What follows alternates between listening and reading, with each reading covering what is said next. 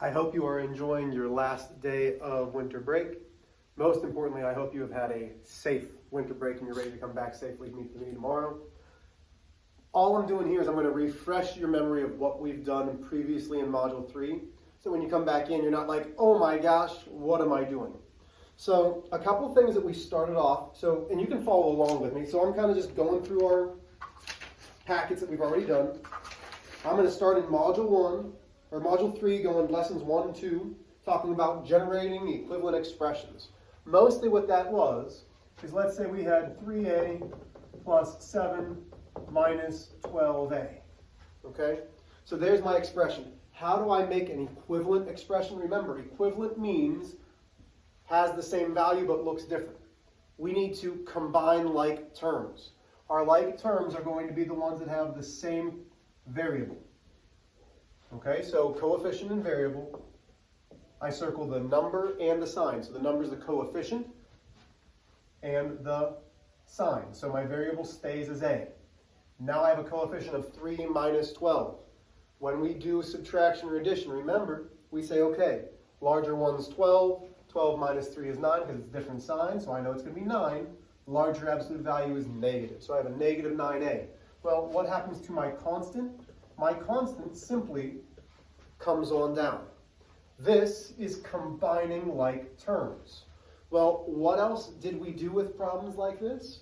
We also had a problem.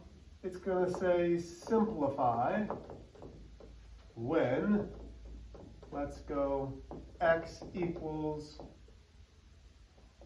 4. And we're going to have 3x minus 12 minus, let's go, 11/4 x. So now we have some variables in there too, making it a little bit trickier. So again, we're going to combine like terms. I have a variable of x, so I want to combine my terms that have an x in it. So I've got 3x, I've got negative 11/4. I know it's going to be an x. So now I'm going to go off to the side. I know 3 is 3 over 1.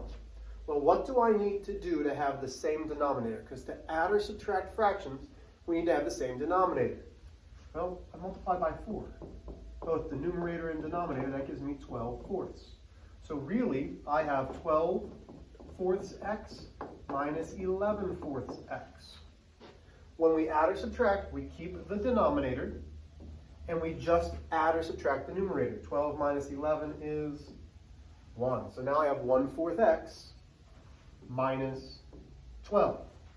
Those are equivalent. Do you have to do this? No, you could have substituted in immediately. I promise you, though, that's going to give you a big fraction and you weren't going to like it. So I simplified first. So now I take my substitution in for x. 4 is x. So now I rewrite this problem as 1/4. Anytime that I substitute, I want to put in parentheses. So now I have 1/4 times 4 minus 12. And you might say, Mr. H, why is it times? We multiply when we have a number smack dab up against the variable. That's what that means, is multiplication. So now I have multiplication here. So now I have 1/4 multiplied by 4. Well, what though? It has to have a denominator of 1. When I multiply across, this is the multiplicative, hopefully you remember, the multiplicative inverse property. So when we have the number and its inverse, it will always equal 1. If you're like, but Mr. H, why? I can multiply across. 1/4 times 4 is 4. 4 times 1 is 4. 4 divided by 4 is 1. So all of this is 1. I bring down my negative 12, so now I have 1 minus 12. Those are constants. So when I simplify this expression, it leaves me with a negative 11. That's what we did in lessons 1 and 2. Okay, questions there? Hopefully not. If you do, if you're like, Mr. H, I don't remember this, guess what? I'll be here bright and early tomorrow. Come on in. Be glad to help you and figure stuff out.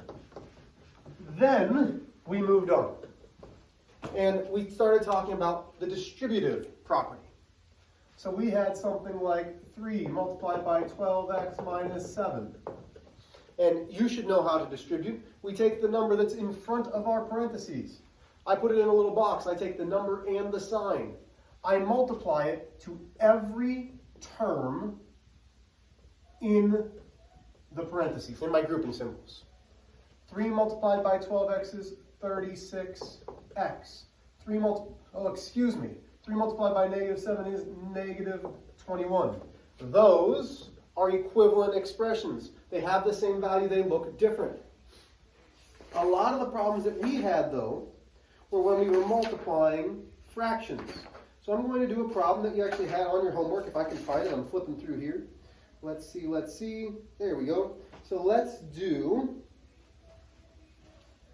a nice easy one.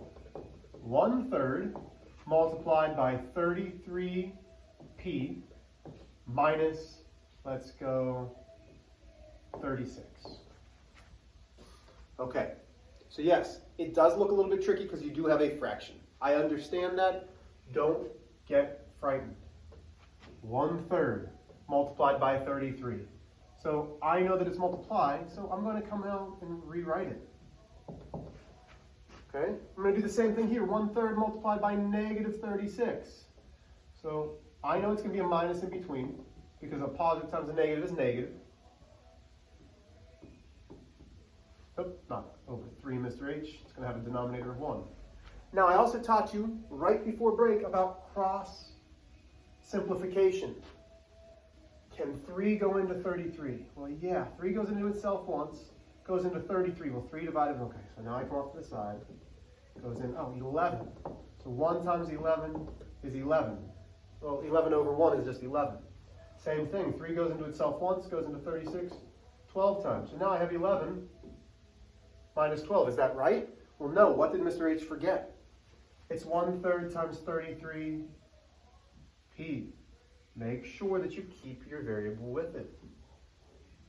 That's the simplified version when we distribute. Okay, moving on. Okay. So then it started talking about standard form. And I told you several times that standard form for me is going to be important. Because you're going to see this in Algebra 2, you're going to see this in Geometry, you're going to see this from now on. Standard form, you have your variables in alphabetical order, and then you have your constant. So, and I think it was Liam who said perfectly, he's like, no, alphabetical order followed by the constant. The constant never goes first. So alphabetical order, then your constant. Great job, Liam. So let's go with a problem that's going to have something like -21 minus 3x plus 12. This is where I started to see some of the problems that we had before the end of semester. Some of you were trying to take this -21 and distribute it in. That's not how we distribute. We only distribute what's directly up against the parenthesis. In this case, what's directly up against that parenthesis is that negative sign. And we've talked a lot about this, that negative really is indicating a -1. So I'm distributing a -1. So the -21 just comes on down. Now I multiply. -1 times 3x is -3x. -1 times +12 is -12. Now I can start to combine my like terms. Constants, -21 minus 12, same signs, add them, gives me -33 minus 3x. And I know some of you are watching this video going, Mr. H, that's absolutely wrong. Well, the numbers are right, but the order is not. This is not in standard form. So when we switch it, I'm circling the number and its sign, the number and its sign. So all of my -3x needs to go in front, alphabetical order, constant at the end. Okay, last but not least, we're going to lesson 8. So lesson 8 was us starting to talk about writing equations and solving them. And this is what we're going to come back into once you guys come back tomorrow. So we're going to probably do some group work and make you guys jump right into it and start figuring out equations. So if you go to lesson 8, you're going to go to the problem set number 1. That's where I'm looking at. That's the problem that I'm going to read right now. It says the perimeter of a rectangle is 30 inches. If its length is 3 times its width, find the dimensions. So, it talks about a rectangle where we know the perimeter is 30 inches. We've got a length, we've got a length, we've got a width, we've got a width. Okay? I would always start by drawing that. It says if its length is 3 times the width. So we don't know the width, but the length is 3 times W. The length is 3 times W. The reason that I do that is when we have an equation, at least right now when we're trying to solve it, we want to have the same variables. To find the perimeter, we add up all 4 sides. So now I have 1 width plus 1 length.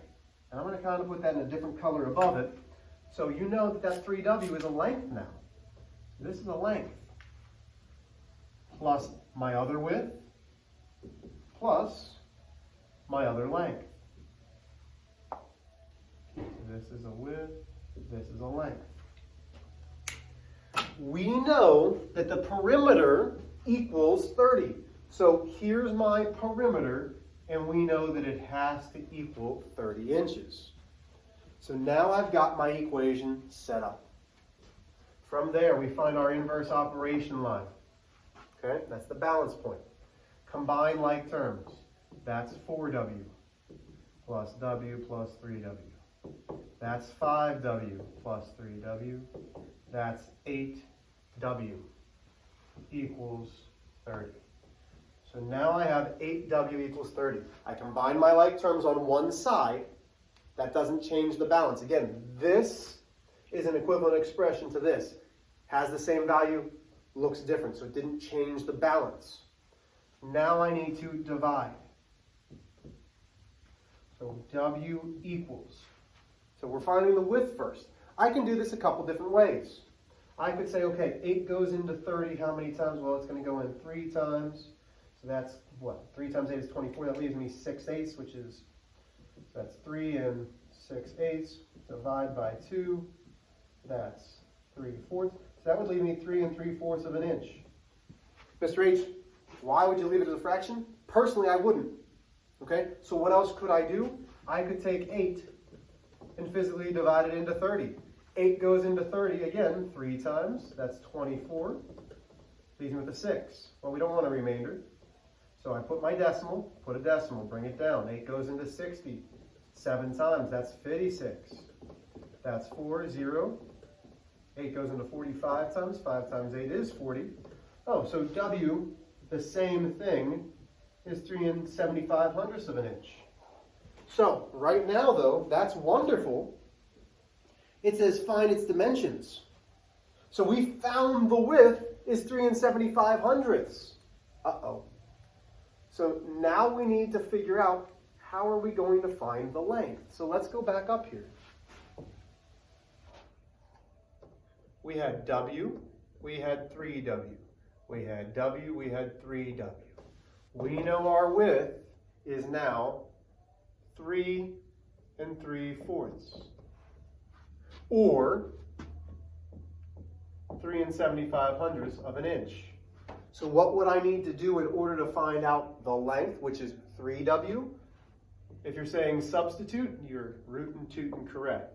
So we're going to substitute it in for W. 3 multiplied by 3 75/100. Let's come out to the side because it's been a break for me too, so I want to make sure my math's right. That's 15, 21, 22. Regroup the 2, 9, 11, 1, 2, 1, 2. So this is 11 25/100 of an inch. Well, 25/100, another way to say this, is 11 1/4 of an inch. So my length is there, my width is there. Again, I hope you've had a wonderful break. We're getting started tomorrow.